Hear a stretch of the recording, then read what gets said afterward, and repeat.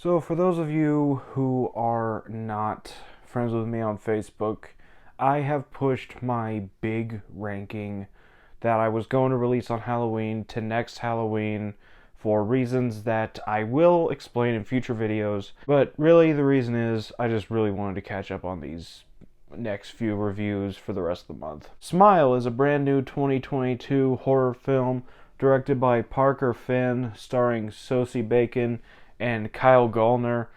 And I saw the trailers for this thousands of times, it feels like, because my theater played it in front of every single horror movie that ever came out, all the way back since the Black Phone was a thing. So I had seen this trailer in front of every horror movie since June. So I got a little tired of the trailer, but I still thought it looked interesting. So I went into this pretty much blind. I didn't really know much aside from what the trailer showed me. So let's just stop this rambling and go ahead on with this review, starting off with the good. And there's a few things I liked in this movie. First of all, Sosie Bacon is terrific. I loved her in this movie. I have not seen her in anything else that I can think of. I would have to look at her IMDb page, but as of now, I don't remember seeing her in anything else. But she did a great job in this movie. I really liked her in this movie. She was very likable, and they even gave her a little bit of a backstory in this movie, and I thought the backstory was interesting. And this is one of those horror movie characters where you want to see them succeed by the end. And then you also have Kyle Gallner in this movie as this police detective helping her out, trying to help her with what's going on. And I thought he did a great job as well, and I really loved the chemistry between them. And also you have Jesse T. Usher and Kal Penn from Harold and Kumar. They both make appearances in this movie. It was great to see A Train in a big movie after Independence Day Resurgence was terrible. And also Kal Penn, have not seen him in anything for a while that I can think of, so it was great to see him. And aside from the characters, the story is actually pretty interesting here. You got this curse where you see what happens in front of you and it follows you until it happens to you.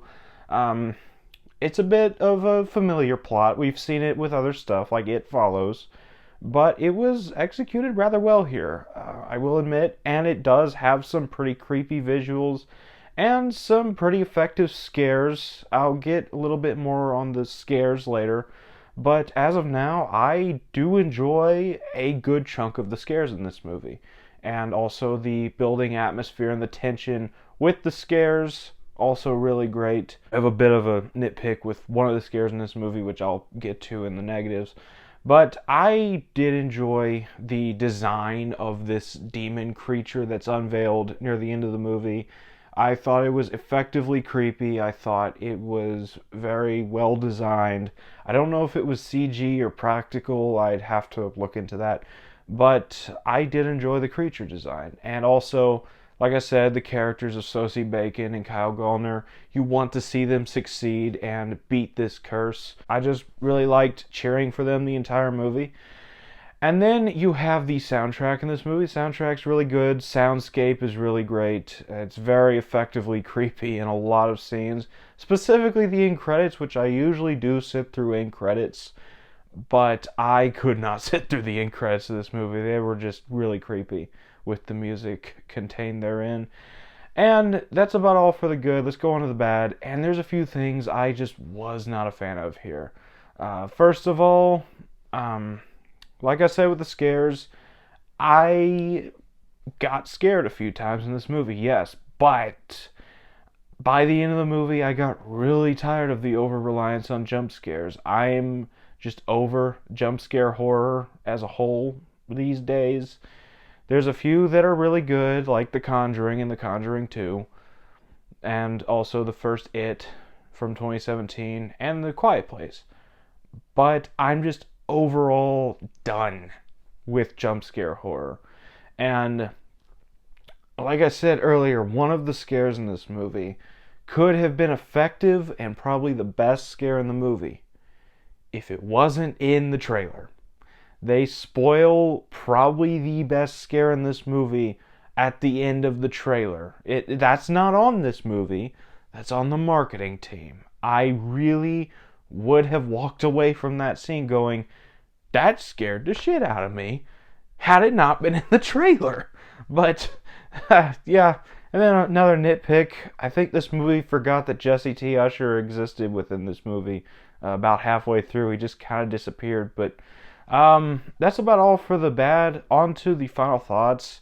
I enjoyed Smile. It's nowhere near the best horror movie of the year, but it's still a pretty damn entertaining horror film. I will probably buy it on Blu-ray. It's definitely better than Bodies, Bodies, Bodies.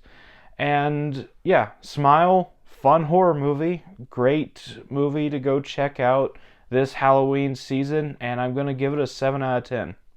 So that was my review for Smile. Have you seen this movie? Let me know down in the comments what you thought about it, if you have seen it. As always, I'd love to hear from you, and if you enjoyed this video, don't forget to like, comment, subscribe, and I will see you all next time.